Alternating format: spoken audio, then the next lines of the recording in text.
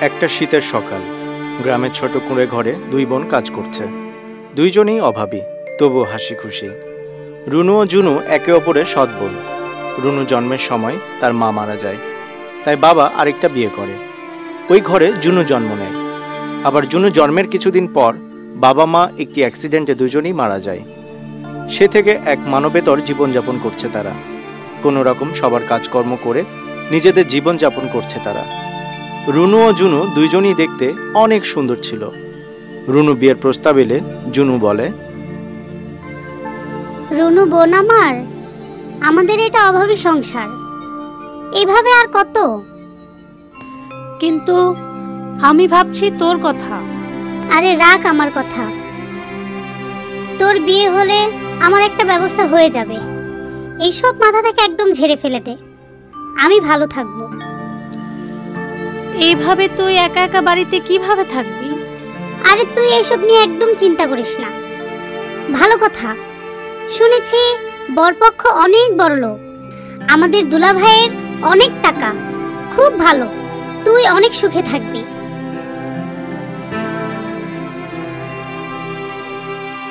কিন্তু আমার তো তোকে নিয়ে অনেক চিন্তা হয়, কারণ বাবা মা থাকলে তো আমাকে চিন্তা করতে হতো না। এই কথা বলে রুনু অঝরে কিছুক্ষণ কান্নাকাটি করলো। বোনের কান্নাকাটি দেখে জুনুও কান্না শুরু করলো। এক হৃদয় বিদারক ঘটনা ঘটল তখন। এইভাবে অভাব আর শোকে দুই সৎ বোনের জীবন চলতে থাকে। তাই আর পরিবর্তন চাই জুনু। বোন আমার, তুই বিয়েতে রাজি হয়ে যা, তাহলে তোর সাথে সাথে আমারও একটা ব্যবস্থা হয়ে যাবে। একটু চিন্তা করে দেখি কি করা যায়। অনেক চিন্তা ভাবনা করে রুনু বিয়েতে রাজি হয়ে গেল। রুনু ও জুনুর দুইজনেরই চাচা আছে। তারা আবার চায় না তারা এই বাড়িতে থাকুক, তাই রুনুর বিয়েতে তাদের খুব আগ্রহ। রুনু, বরপক্ষ তো বারবার খবর পাঠাচ্ছে, কি ভাবলি? আমি আসলে জুনুকে নিয়ে একটু চিন্তা করছি। তোর এইসব চিন্তা করতে হবে না, রুনুকে আমরা দেখে রাখবো। চাচা মনে মনে বলে, একবার তোকে বিয়ে দিতে পারলে জুনুকেও বিয়ে দিয়ে দিব, আর তোদের দুইজনকে বিয়ে দিয়ে আমরা এই বাড়ি পুরো দখল করে ফেলবো। কোনো রকম তোদের বিয়ে একবার দিয়ে নেই। কিন্তু চাচা, শুনেছি বরপক্ষ অনেক টাকাওয়ালা, তাদেরকে তো সেভাবে আপ্যায়ন করতে হবে। এত টাকা আমরা কোথায় পাবো?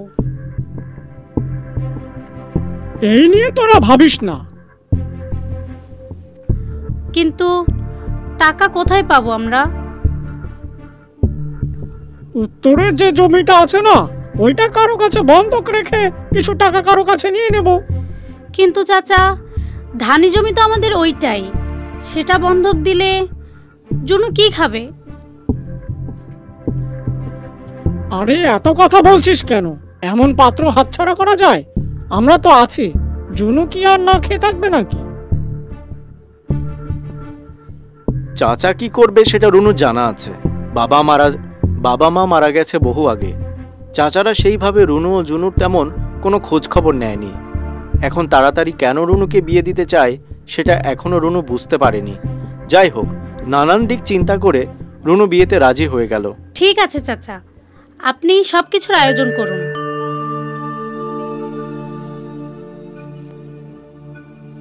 খুব ভালো সিদ্ধান্ত, খুব ভালো সিদ্ধান্ত। আমি এখনই বরপক্ষকে খবর পাঠাচ্ছি, যাতে তারা দিন তারিখ ঠিক করে পাঠায়। চাচা দ্রুত লোক মারফত বরের বাড়িতে খবর পাঠায় বিয়ের দিন তারিখ ঠিক করার জন্য। বরপক্ষ বিয়েতে রাজি হয়ে যায়, আর একটি শুভ দিন ঠিক করে রুনু চাচাকে জানিয়ে দেয়। অবশেষে রুনুর বিয়ে হয়ে গেল। রুনুর শ্বশুর বাড়িতে চলে গেল জুনুকে একা ফেলে। রুনুর বিয়ের পর চাচারা সেইভাবে জুনুর আর কোনো খোঁজ খবর নেয় না। আর রুনুর শ্বশুর বাড়ির গল্প শুনুন।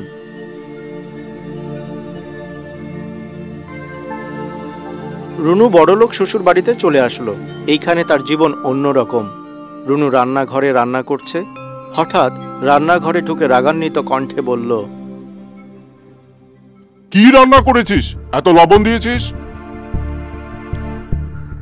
আমি এত লবণ দেইনি, তুমি লবণ কম খাও বলে হয়তো তোমার কাছে বেশি লাগছে। আমাকে শিখাচ্ছিস? আমি কত বছর মায়ের হাতে রান্না খাচ্ছি। কিছুদিন আগে তোর বিয়ে হয়েছে, তুই এসে এখন আমাকে শেখাবি? তোর রান্না আমার একদমই ভালো লাগে না। কি সব রান্না বান্না করিস যা আমি জীবনেও খাইনি। আমি শুধু... থাক, আর কথা বলিস না। আমি তোর রান্না খাবো না, আমি নিজেই রান্না করে খাবো। তোর এই সব ন্যাকামি আমার একদম ভালো লাগে না। যা এখন রান্নাঘর থেকে চলে যা, আমি এখন নিজে রান্না করে খাবো। এই কথা বলে স্বামী রুনুকে ঘাড় ধাক্কা দিয়ে রান্নাঘর থেকে বের করে দেয়।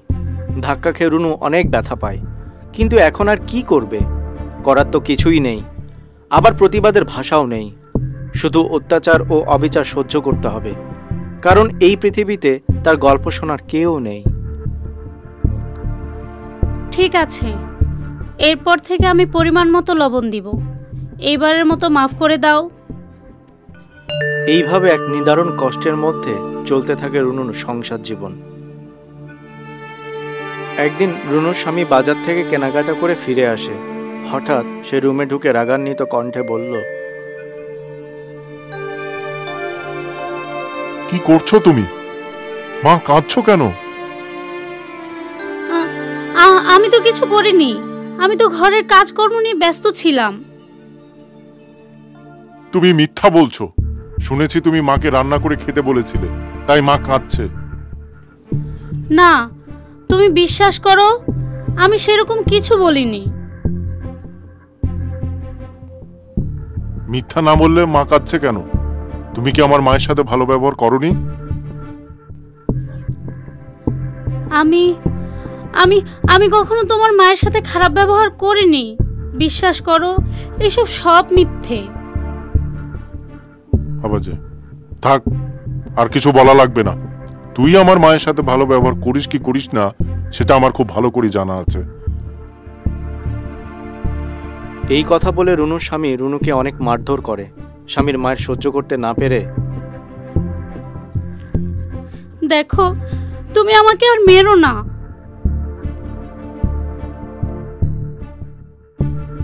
আজকে তোর একদিন কি আমার একদিন।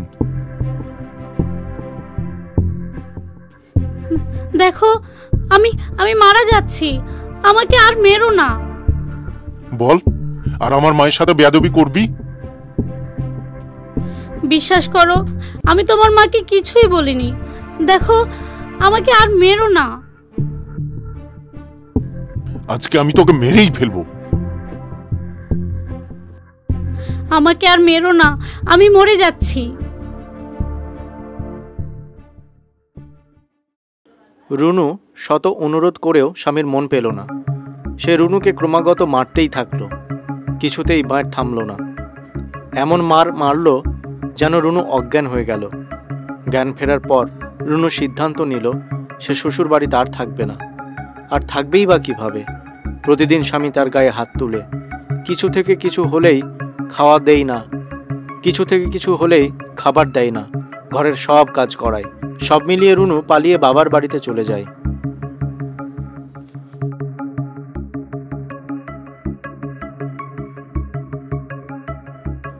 বাবার বাড়িতে রুনুকে দেখে জুনু রীতিমতো চমকে উঠল।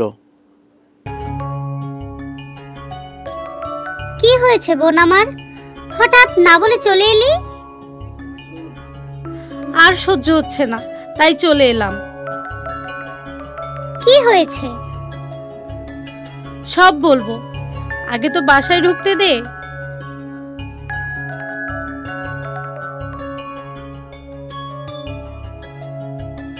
বাসায় ঢুকে রুনু জুনুকে তার সাথে হয়ে যাওয়া সব অত্যাচারের কথা বলল।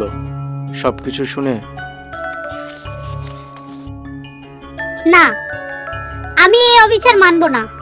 চল, আমরা এর প্রতিশোধ নেই। থাক বোন আমার, মানুষ জানলে ছিছি করবে। তাই বলে এরকম অন্যায়ের কোনো বিচার হবে না? একটু শান্ত হও। বুঝেছি, আমাদের বাবা মা কেউ নাই তো, তাই সবাই সুযোগ নিচ্ছে। ধরে নে ব্যাপারটা সেটাই। তাই বলে যাদের কেউ নাই তারা এই পৃথিবীতে বাঁচার কোনো অধিকার নেই? অধিকার আছে, কে বলেছে নাই? প্রভাবশালীরা যেভাবে বলবে সেভাবে চললে আর কোনো সমস্যা নেই। আমরা এতিম, তাই আমাদের পক্ষ হয়ে কেউ কথাও বলবে না। দুই বোনের কথা শুনে চাচারা আসলো। তারা এসে রুনু ও জুনুর সব কথা শুনলো। শুনে চাচারা, সবই বুঝলাম, কিন্তু তোমরা তো এখানে বেশি দিন থাকতে পারবে না। কিন্তু কেন চাচা? তোদের বাবা মৃত্যুর আগে তার সব সম্পত্তি আমাদের নামে লিখে দিয়ে গেছে। এতদিন আমরা তোদের দয়া করে রেখেছি, কিন্তু এখন আর না। এই নিয়ে রুনু ও জুনু চাচাদের মধ্যে ঝগড়া হয়। রুনু জুনুর বাবার জমি, বাড়ি, দোকান সব চাচারা নিয়ে যেতে চায়। অন্যদিকে রুনু ও জুনু বলছে সম্পত্তি তাদের, কিন্তু চাচারা বলছে সম্পত্তি তাদের। আপনারা কি ভেবেছেন এত সম্পত্তি আপনারা একাই নিয়ে যাবেন? তোর বাবা দিয়ে গেলে আমরা আবার নিয়ে যাব না? বাবা দিয়ে গেছে মানে? বাবা তো কিছু বলার আগেই মারা গেছেন। আমরা কিভাবে বুঝবো বাবা আপনাদেরকে সম্পত্তি দিয়ে গেছেন? এত ভাবাভাবির কিছু নাই। কবে বাড়ি ছাড়বি তাই বল। আমাদের এই বিপদের মধ্যে আপনারা আমাদের সাথে এরকম ব্যবহার করছেন? কাজটা কি ঠিক করছেন? এইসব ঠিক বেঠিক আমি বুঝি না। তোরা বাড়ি ছাড়। আমরা কোথায় যাব?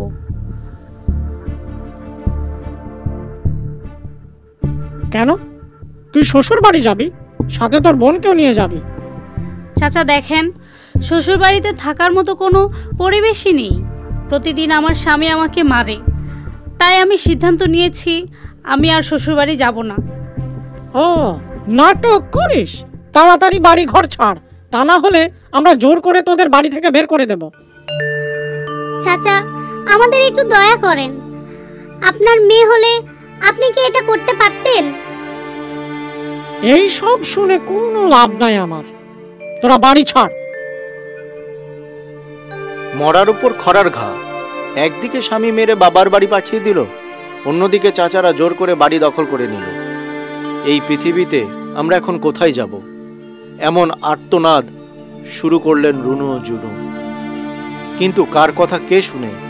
চাচারা কোনো কিছুতেই এই বাড়িতে আর থাকতে দিবে না। অবশেষে, জুনু বোন আমার, চল আমরা নতুন কোনো ঠিকানা খুঁজি। তুমি ঠিকই বলেছ।